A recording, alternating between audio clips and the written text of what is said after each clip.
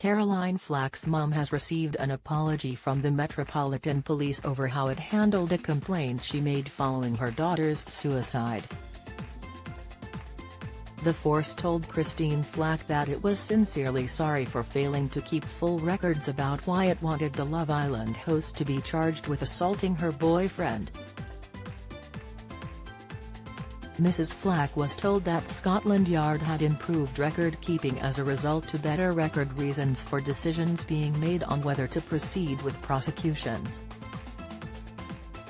The apology followed an investigation by the Independent Office for Police Conduct into Mrs. Flack's concerns.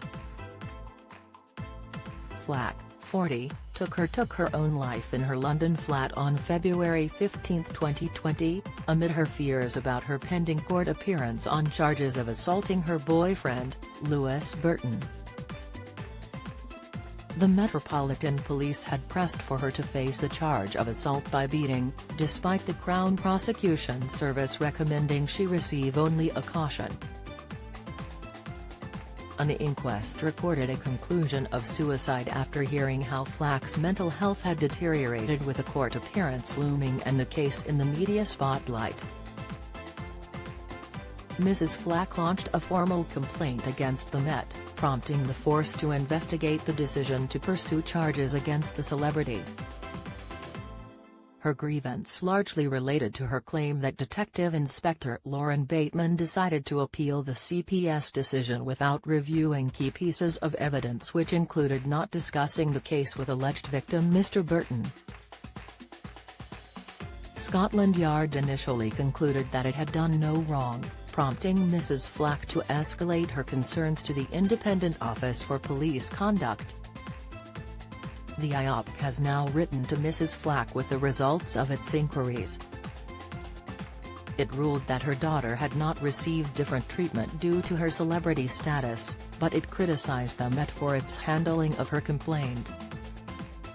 The findings prompted Chief Superintendent Andy Carter, the Met Police's borough commander for Central North London, to write to Mrs. Flack and apologise.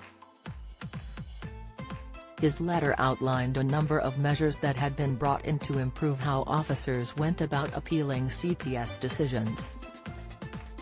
But Mrs. Flack of Norwich, Norfolk, told the Eastern Daily Press that the force should instead be apologising to her daughter.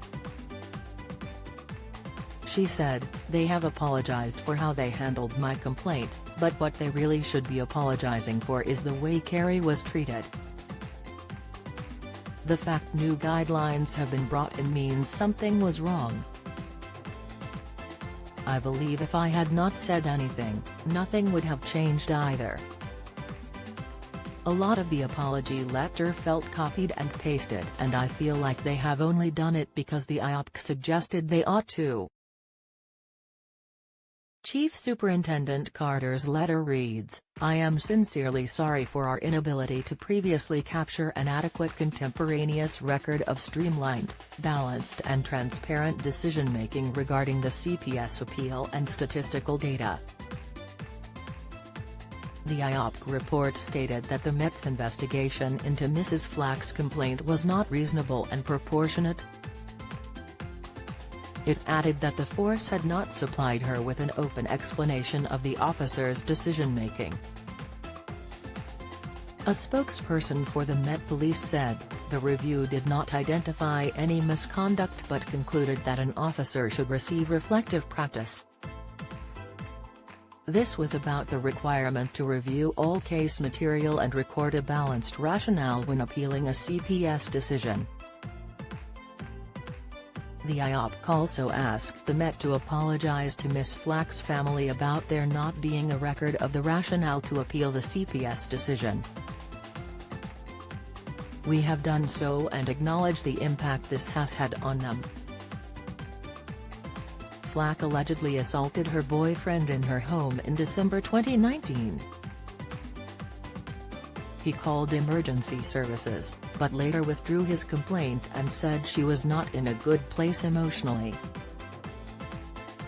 Coroner Mary Hassel told the inquest into her death in Poplar Coroner's Court, East London, that Flack did intend to cause her own death. She added, I find the reason for her taking her life was she now knew she was being prosecuted for certainty, and she knew she would face the media, press, publicity. It would all come down upon her. For emotional support, you can call the Samaritans 24-hour helpline on 116 123, email joe@samaritans.org, visit a Samaritans branch in person or go to the Samaritans website.